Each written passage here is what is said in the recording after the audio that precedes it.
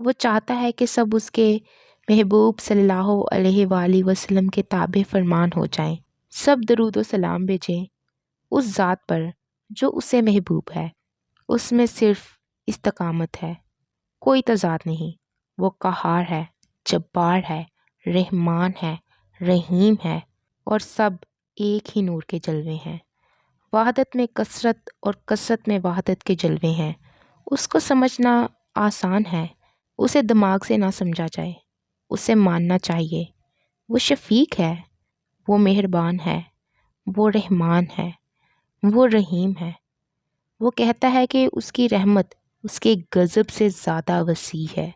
وہ ظلمات سے نور میں داخل کرتا ہے۔ وہ گناہ معاف کرتا ہے، سارے گناہ، اور وہ یہاں تک مہربان ہے کہ وہ گناہوں کو معاف کر کے انہیں نیکیوں میں تبدیل کر دیتا ہے۔ حساب کرنے والوں کے ساتھ وہ حساب کرتا ہے، رائی رائی کا، پائی پائی کا۔ زیادہ عقل والوں کو اور نہ ماننے والوں کو ان کے اعمال کے نتیجے کے حوالے کر دیتا ہے۔ اور عذاب تو یہ ہے کہ انسان کو اس کے اعمال کی عبرت کے حوالے کر دیا جائے۔ اس نے بتا دیا ہے کہ اپنے اعمال پر توبہ کرو۔ اس کا قرب اس کے مقرب صلی اللہ علیہ وآلہ وسلم کے قرب میں ہے، اور اس نے فرما دیا ہے کہ یہ کیسے ہو سکتا ہے۔ وہ عذاب ڈالے ان پر جن کے درمیان وہ ذات صلی اللہ علیہ وآلہ وسلم ہو، جن کے لیے ہمیشہ درود و سلام ہے۔ انسان سوچ کو سوچنا بند ہی کر دے، وہ سوچ سے باہر ہے۔ ہم نے یہ نہیں پوچھنا کہ اس نے ایسے کیوں کیا، بلکہ ہمیں تیاری کرنا ہے کہ ہم سے پوچھا جانے والا ہے کہ ہم نے ایسے کیوں کیا۔ ہمارے لیے یہی راہ فلاح کی راہ ہے کہ اپنے عمل اور اپنے انجام پر نظر رہے۔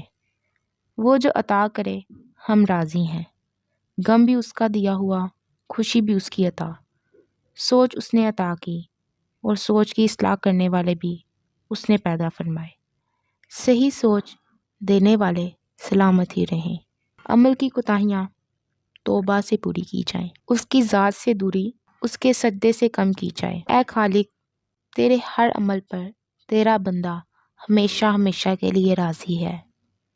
اپنے قریب رکھ، اپنے محبوب صلی اللہ علیہ وآلہ وسلم کا رستہ دکھا، یہی کافی ہے۔ باقی رہی تیری ذات اور تیری شان، تو بلندیوں سے زیادہ بلند ہے، تو رفتوں سے زیادہ عرفہ ہے۔ تو دماغ میں نہیں آ سکتا، ہاں دل میں آ۔ تیری آرزو کے علاوہ ہر آرزو سے آزاد ہے۔ یہی تو عجب بات ہے کہ تیری محبت ہی تیرے محبوب صلی اللہ علیہ وآلہ وسلم کے در تک لاتی ہے۔ ہم بیچارے تیری تحقیق کیا کر سکتے ہیں؟ ہم تجھے تسلیم کرتے ہیں، ہمیں اپنا بنا لے۔ رحم فرما، ہماری سوچوں کو صحت مند رخ عطا فرما۔